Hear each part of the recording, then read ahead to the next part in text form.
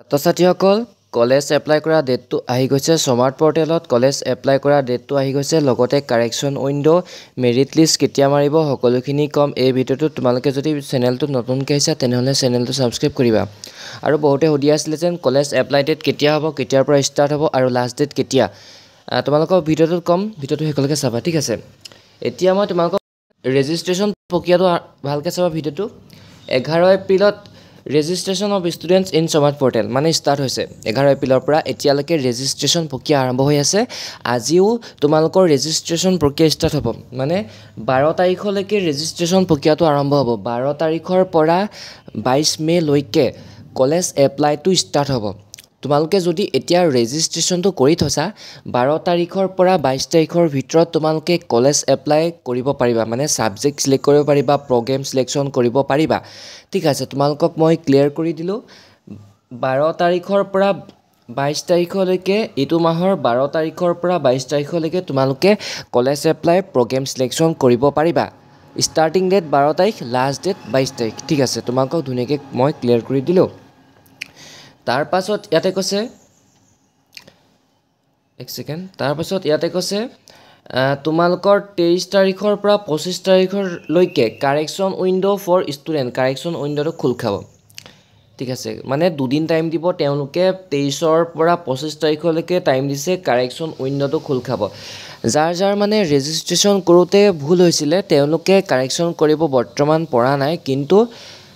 23ৰ পৰা 25 তাৰিখৰ ভিতৰত কাৰেকশ্যন উইন্ডো খোল খাব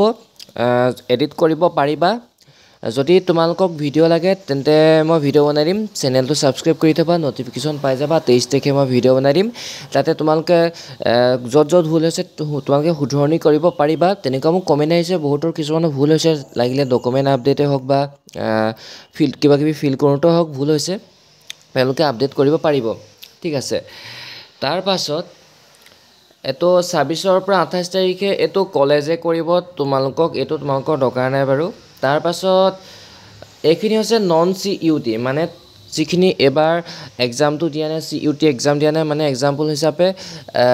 তোমালোকৰকে বুজাব পাৰি আজনে ভিডিওটো চাইছা বা অনলাইনটো কৰিছা ৰেজিষ্ট্ৰেশ্যন এবাৰ ডিগ্ৰী পাস কৰি পেলাই ডাইৰেক্ট তোমালোকে এডমিশন ল'ব বিচাৰিছা সিইউটি এক্সাম দিয়া নাই এন্ট্ৰেন্স টেষ্ট তেওঁলোকৰ বাবে সিইউটি যোনে এন্ট্ৰেন্স টেষ্ট দিছে তেওঁলোকৰ বাবেও মই শেষত কম তেওঁলোকৰ বাবেও নটিফিকেশনটো আহিছে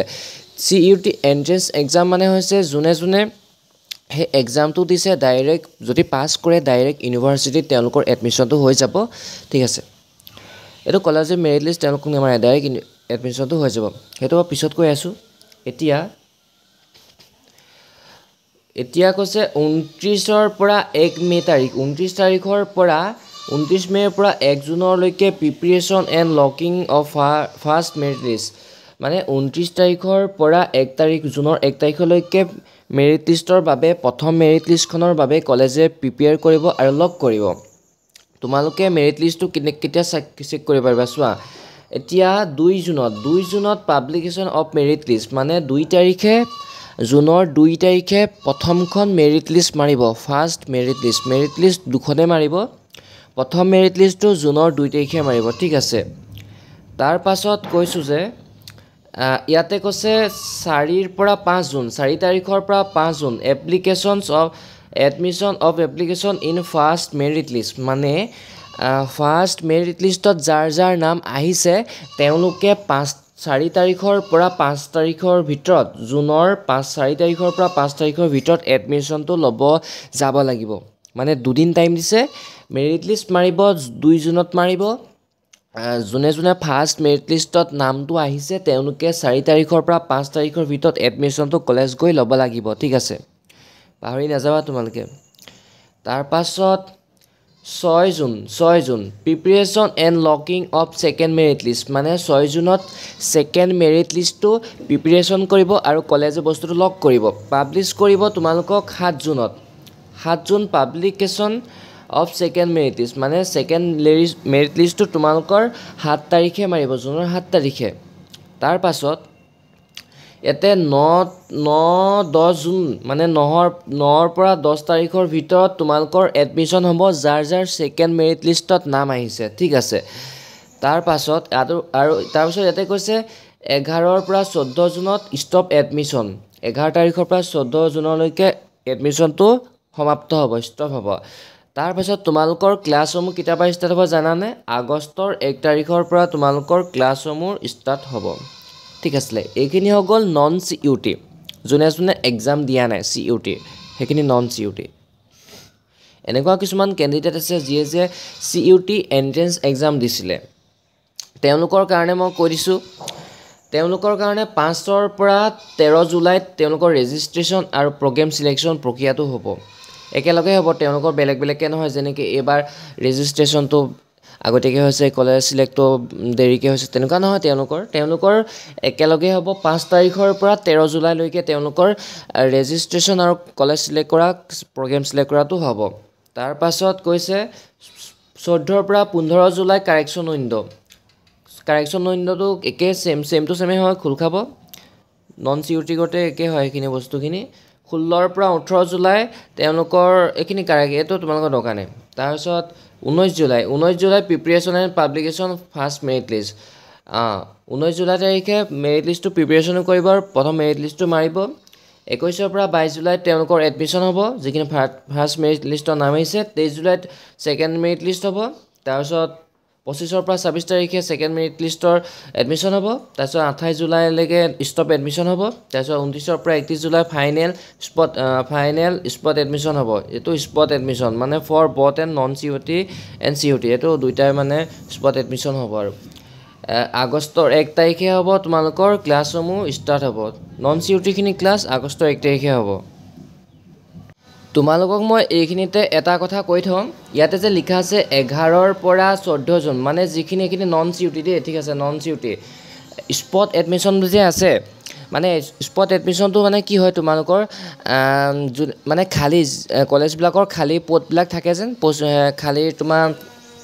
সিটবিলাক থাকে যেন তেতিয়া স্পট এডমিশ্যন দি দিয়ে মানে লগালগ এডমিশ্যনটো দি দিব তেওঁলোকক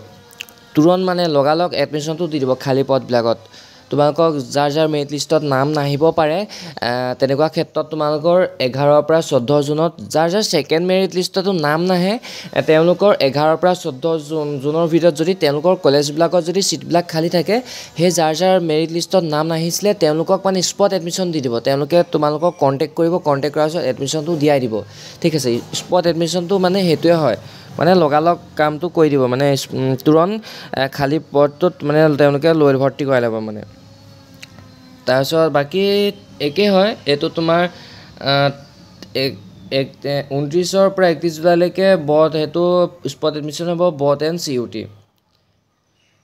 ঠিক আছে তাৰপাছত আজি আছিলে ইমানখিনি আৰু তোমালোকক মই ধুনীয়াকৈ বুজাই দিলোঁ এই বস্তুটোত নটিফিকেশ্যনটো কেতিয়াৰ পৰা ষ্টাৰ্ট হ'ব তোমালোকৰ ষ্টাৰ্ট হ'ব 12 তাৰিখৰ পৰা ষ্টাৰ্ট হ'ব 12ৰ পৰা 22 মেলৈকে তোমালোকৰ কলেজ সিলেকশ্যনটো ষ্টাৰ্ট হ'ব প্ৰগ্ৰেম সিলেকশ্যন তাৰপাছত মেৰিট লিষ্টখিনি কথা ক'লে কেতিয়া মেৰিট লিষ্ট মাৰিব আকৌ এবাৰ তোমালোকক কৈ দিছোঁ মেৰিট লিষ্টটো তোমালোকৰ মাৰিব প্ৰথম মেৰিট লিষ্টটো মাৰিব জুনৰ 2 তাৰিখে 4 পৰা 5 তাৰিখে এডমিশ্যন হ'ব ছেকেণ্ড মেৰিট লিষ্ট মাৰিব জুনৰ 6 তাৰিখে 7 তাৰিখে তোমালোকৰ 6 তাৰিখে প্ৰিপাৰেশ্যনে কৰিব 7 তাৰিখে তোমালোকৰ মেৰিট লিষ্ট মাৰিব তাৰপিছত 9-10ত তোমালোকৰ এডমিশ্যন হ'ব এখন নটিফিকেশ্যনখন মই ভিডিঅ'টো ডেছক্ৰিপশ্যনত দি থ'ম তোমালোকে ধুনীয়াকৈ চাই ল'বা ঠিক আছে যদি ভিডিঅ'টো ভাল লাগিলে তেনেহ'লে চেনেলটো ছাবস্ক্ৰাইব কৰিবা কাৰণ এতিয়ালৈকে কলেজ এপ্লাই কৰা ভিডিঅ' আপলোড দিয়া নাই 12 তাৰিখে আহিবই 12 তাৰিখে মই ভিডিঅ' আপলোড কৰিম সেইবাবে তোমালোকে চেনেলটো ছাবস্ক্ৰাইব কৰি থ'বা নটিফিকেশ্যন অন কৰা মাত্ৰকে তোমালোকে নটিফিকেশ্যন পাই যাবা